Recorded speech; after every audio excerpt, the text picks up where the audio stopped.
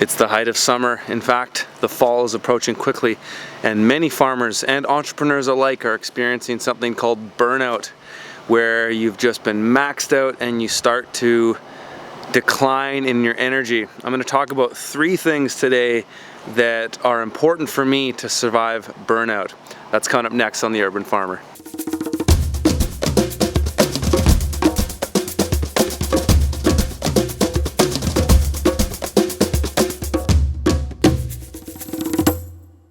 So on our farm, we've just come through a string of weeks where we've been maxed out, busy as hell, often short on things because we can't produce enough stuff on the farm to sell. And that's a tough thing to go through. It's tough to let your customers down. It's tough to feel just completely physically exhausted, where you just feel like you can't work anymore while battling the heat and all kinds of other things. And this is often where many farmers are experiencing this, where you get up in the morning and you feel completely unmotivated. And I go through this myself. I usually have 2 of these a year. I often have one as I finish the big push at the beginning of the spring, and then I have one around now. And today was one of those days where I felt very unmotivated, and you almost feel depressed.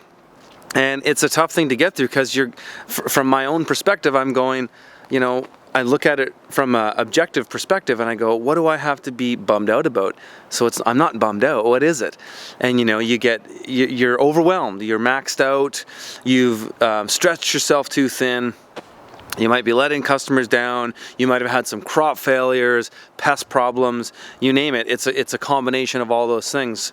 So during times like this where these things happen, there's kind of 3 things that I look at to put my life in perspective to kind of get me through this period. And so I want to go through those 3 things with you right now. And there might be others, and I'm curious if any of you have a recipe for burnout, and I'd love to hear. So leave your comments and questions below. Number 1, the first thing you got to do is you got to stay positive.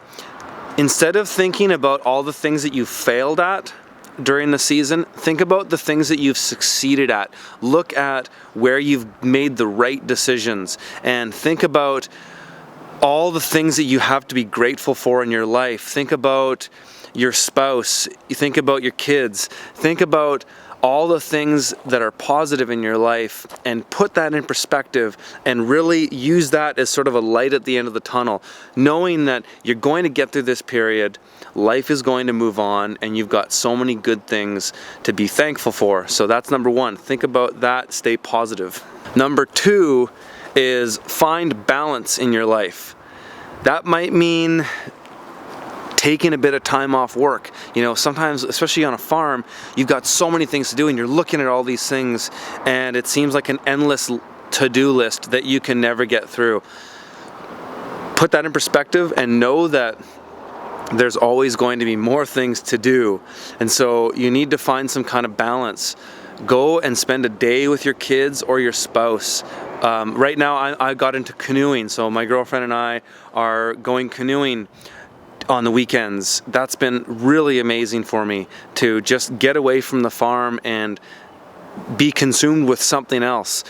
Some people play sports, some going mountain biking, make a day trip, go to another farmer's market, go and do whatever it is you've got to do, but find some kind of balance that gets you away from your work. That's really key. That's been a lifesaver for me over the last few years. So that's number 2, find balance in your life.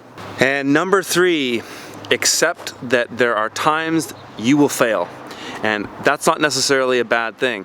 The important thing is that you learn from those failures and you use those to improve yourself or improve your business going forward. I like the saying, fail forward, fail better. You're always going to fail. Entrepreneurs have 10 failures for every single success.